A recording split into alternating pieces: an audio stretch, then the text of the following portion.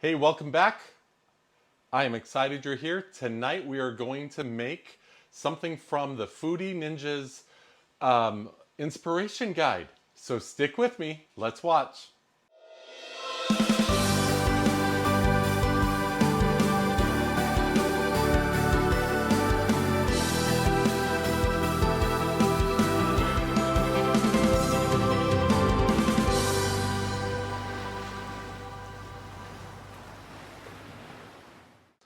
Okay, so thank you for coming back again. In your inspiration guide, which is basically a cookbook with a lot of also instructions and tables and some helpful information, and I'd encourage you to study it. Particularly towards the end, there's a bunch of great tables that are really useful.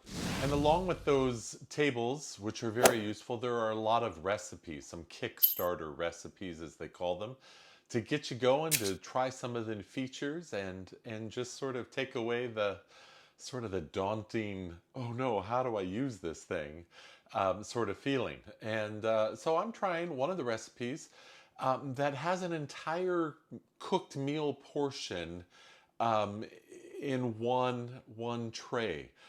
So it's the meat, and a couple of the vegetables, root vegetables. It's the herb roasted pork loin. Say that 10 times fast.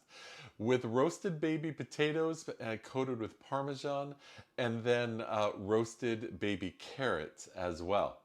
And so it seems like a pretty simple recipe, and we're going to give it a shot.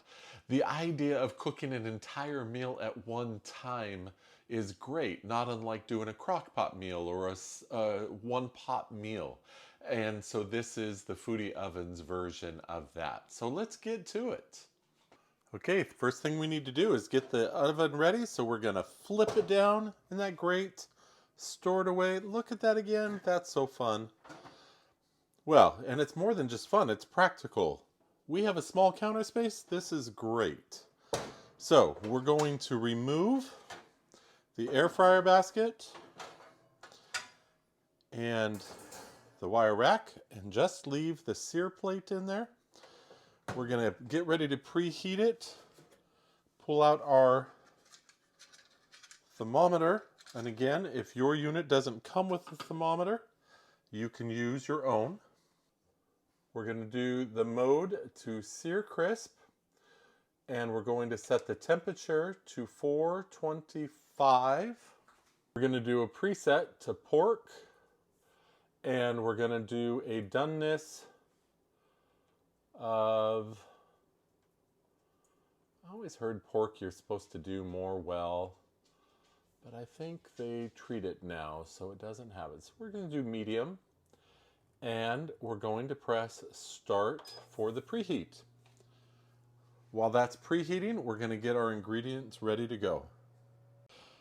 We have our pork loin roast that has been covered in a little bit of oil, salt, and any herb seasoning that you want. I chose to use a garlic pepper, California style garlic pepper. Then we have baby carrots that are coated in a little bit of oil and salt and peppered, and then some baby golden potatoes that are also coated in a little bit of oil, salt, and pepper. And they at the end will be tossed with Parmesan cheese and some parsley. It's a pretty simple recipe, and we're going to put it all on the sear plate as soon as it is done preheating. Came together really quickly. Okay, it is done preheating. What they suggest to do is to take the sear plate out and on a trivet of some kind, put it on top here so that we can place all the food on there. We're going to place the meat on one side.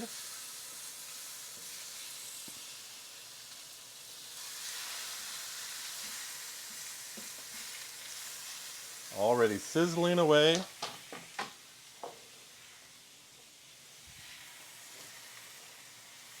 The potatoes on the other side.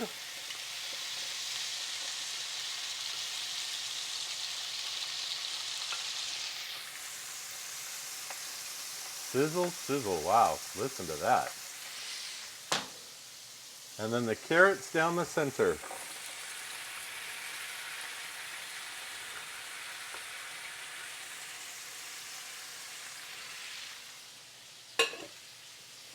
Stick the thermometer in the thickest part of the meat through the center, and then we're gonna pop this in the oven. And why did it turn off? Let's try this again. Mode, sear crisp. Preset, pork. Doneness. Preset pork.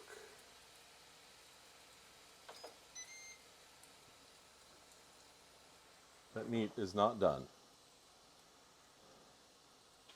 Let's try this again. Sear crisp. Temperature 425. Preset. Clear off.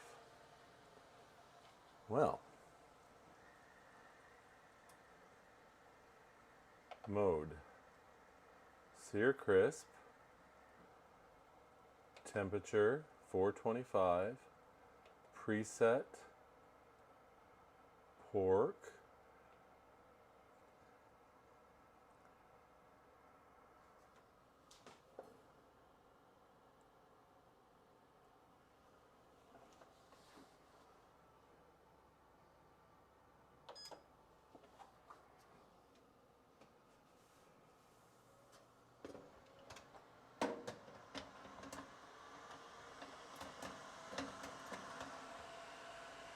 There is no way that that meat is 115 degrees.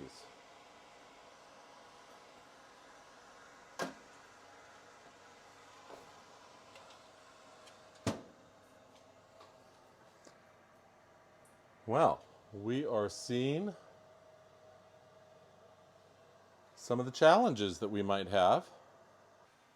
Okay, so I'm a bit baffled, to be perfectly honest. I'm glad you're seeing this, that there's some oddities going on here. I've used a thermometer with no problems before. I just don't feel like something's right, so I'm going to be watching it. There's no way when I stuck that thermometer into the meat that it was already over 100 degrees, since I had just taken it out of the refrigerator. So I'm just going to watch as it cooks, but the odd thing is that I then tried to put in my regular thermometer, and it also listed something high. So I don't know. But I'm going to make sure the meat is cooked properly before we eat it. It's cooking just fine. The heat is on. And so something just really weird there. And but I don't want to scrap this video and make it seem like everything's perfect, right? So you're going to see the little oddities that happen as well. So there we go. Okay, my mic seems to have died, so I'm doing a voiceover on this. Here I have pulled it out of the oven and have it setting out to look at. The meat looks cooked on the outside, but as you can see, I'm putting in a probe thermometer instant read, and it's all over the map. It says 133 degrees there, now 143, and I barely moved it. Poke it in another thick area, 168. That's crazy. And then in another spot thinner, 191, which of course would be jerky by then. Clearly there's some issues on this meat. I just don't understand it, but it looks good. And so we're going to give it a try here. Those potatoes roasted up nicely. Carrots look great. And we're going to let the meat rest and then give it a slice. All right, here we are getting ready to slice the meat. It looks great again, but look at that. It is a bit pink, so there's no way that that was 140 degrees. I'm not a huge fan of pork being that pink, but we can reheat a little bit of it. You go to the thinner portion of the meat, it's perfectly done. It looks great. And so we're slicing that up. We're going to set this out on a plate and show you the whole meal shortly. And it was as easy as could be to make. But again, gotta watch that thermometer. all my thermometers were off, so I'm not entirely sure what happened there. So, oh well. That's how cooking goes sometimes. Here is the whole meal. It is done and ready to go. Some beautiful meat, some great potatoes. I added the Parmesan. I actually didn't have the parsley as it turns out, but oh well. And here are the carrots. Just a very nice meal put together, and I hope that you have enjoyed watching a single tray sear plate meal. So easy to put it all together. Okay, so that was a bit more challenging than I expected. My mic went out. We had the thermometer issues, and so it was a little bit challenging to make this particular video. That said, let's go ahead and wrap up the meal itself because I finally did get it all done. I really have no idea what was going on with the thermometer and that feature. Sorry you got so much of that elbow shot as I was trying to reset it, restart it. But I felt it was important to keep that part in because no appliance comes without some difficulty or frustration. I don't want to say this is, a complete flaw of the machine. You saw me use the thermometer on the steak. It worked just fine. And clearly two other thermometers weren't working well. So something about this pork, I'm clueless to it. If you have an idea, put that in the comments. In any case, I felt it was important to keep that in. And then, of course, done some voice recording and re-recording this ending and some things like that. So it's fine. We pulled it all together. I hope that you've enjoyed it.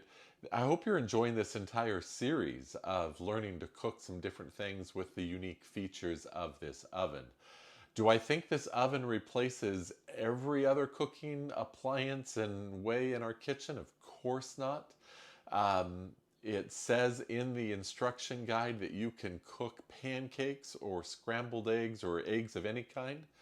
I find that a little odd, to be honest. I don't know that I'd want to pour my pancakes or crack my eggs on the griddle, close it up, and then come and open up and pull it out and try to flip.